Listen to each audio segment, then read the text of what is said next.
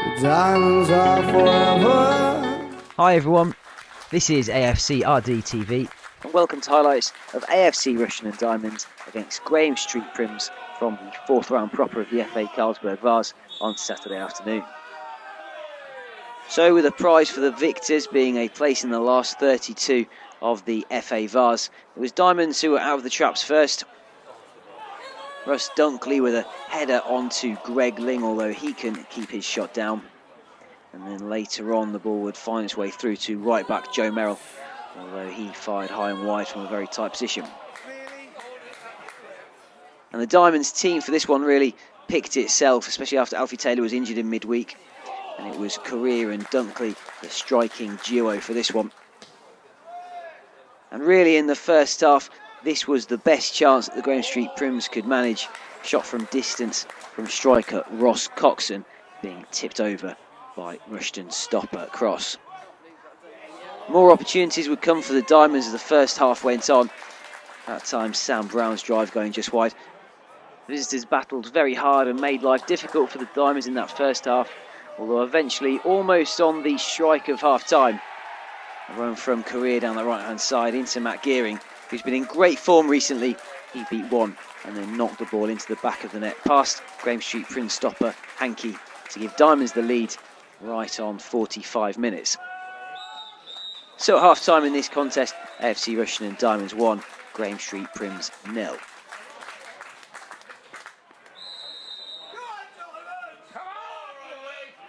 The opposition had stayed in touch with Diamonds throughout that entire first half.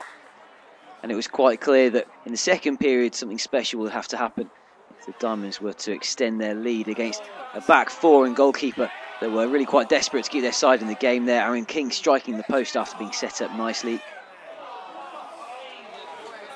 And then later on in the second period, after Matt Gearing again had troubled the opposition defence, the King drive went wide.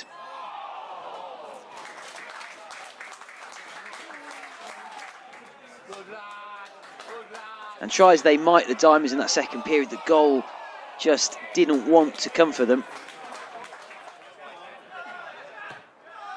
And here it was keeper Hankey who had to rise bravely to punch the ball clear before the resultant shot was deflected wide. There's some pretty heroic defending going on. In time though, that second goal would come eventually. Nice work by Greg Ling. And then second half substitute Devon Ellwood knocked the ball home. 2 minutes into injury time, that one, to give Diamonds the comfortable 2-0 advantage. And that's the way it ended. AFC Rushden Diamonds 2, Graham Street Prims 0. A very, very hard fought contest, quite clear to see. And Diamonds prize is a place in the fifth round to be drawn on Monday. Right, here I am with man of the match, Brad Harris, following AFC Rushden Diamonds' 2-0 win in the third round of the FA Vase against Graham Street Prims. Brad, your thoughts on the match, please? Yeah, I thought we did really well. Obviously, I think we should have got a goal in the first half a bit earlier than we did because we had a lot of possession and created a lot of chances. But yeah, glad to come away 2-0. So. And you playing at centre half for the last couple of games. We know you mostly as a midfield player. Do you find it difficult dropping back into the centre of defence? No, I did it a few times last year as well when we were short. So yeah, I'm quite comfortable to sit back in the centre half, and yeah, I thought I did well. So. We've got to talk about the elephant on the decking. Obviously going centre half makes it less likely that you're ever going to score. Here we go, here we go. I was getting closer a few weeks ago, but they've sent me back now, so yeah, one day. So next thing will be in goal, will it? Oh, probably. Probably still have as much chance as me scoring, yeah. So if we come to the last game of the season, nothing on the line, we're winning 4-0, we get a penalty. Are you there? Yeah, I'd have one now. When we got a penalty a few weeks ago, I heard a few of the fans in the stand saying go and have it, but no, not for me. And you've had a bit of a stop-start season. You were in the team, then lost your place, and now back in again. How have you found that? Oh, I know there's a good bunch of lads in there, so they're all good players. So yeah, just work hard in training and try and get back in the squad. Yeah. Well, it's been a pleasure talking to you. Great game from yourself today, and look forward to the coming weeks and seeing who we get in the draw on Monday. Yeah, definitely. Cheers. Thank you. Thanks, Brad. Here I am with first team manager Mark Starmer. Mark, your thoughts on the game, please?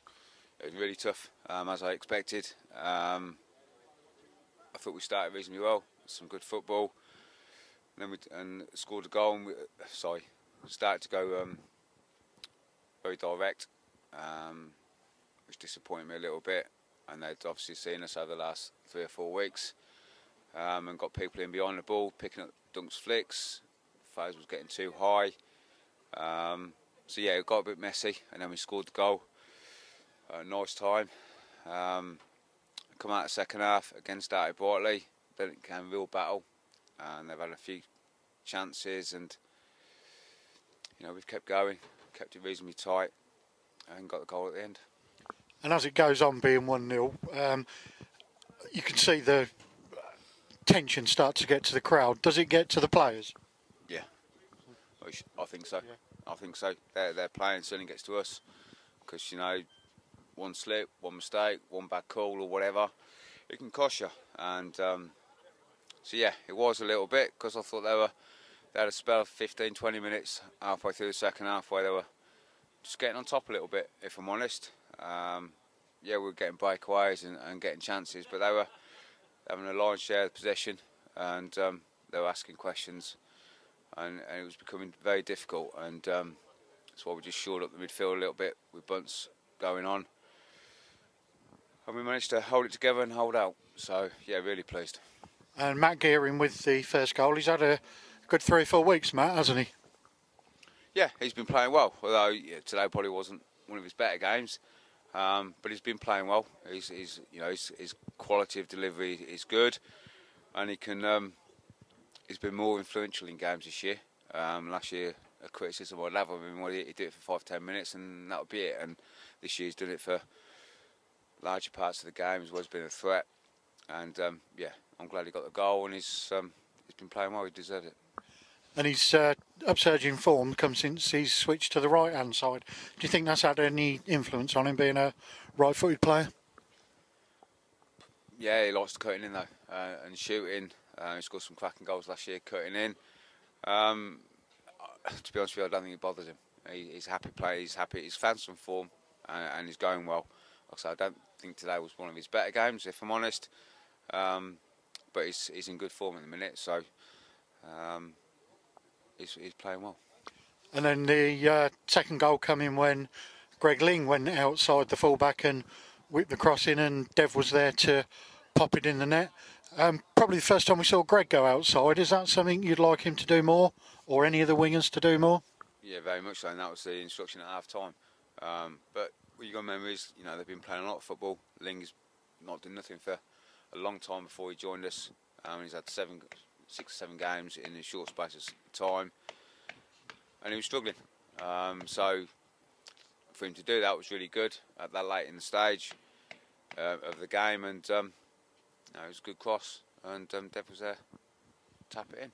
Yep, nice to see Dev get on the score sheet. And draws on Monday. Obviously we don't know who's in it yet, but any preferences to who we get? Don't bother, mate. Home tie is what we want.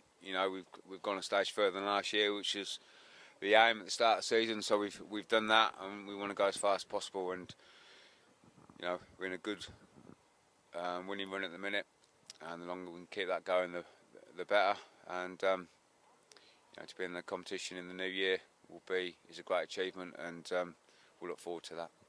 And something we can put on the back burner between now and the new year, but got some very big games coming up in the next couple of weeks. They're all big games. Every game we play is a big game. Next week's no different. Whoever it's against, it's going to be tough. We know that, but most games are tough. So it'll be interesting. It'll be a good leveller to see how where we are in relation to Spalding.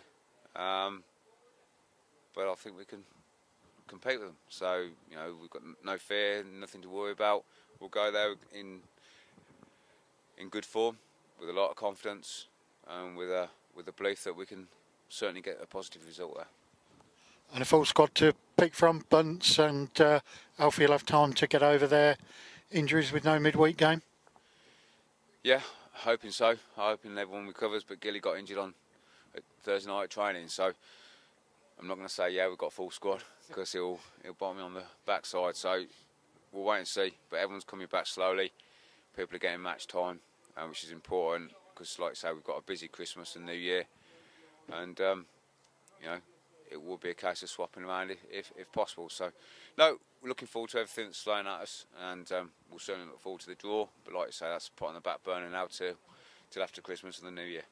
Lovely. Well, thanks very much for talking to us, Mark, and we look forward to speaking to you next week. Diamonds are forever.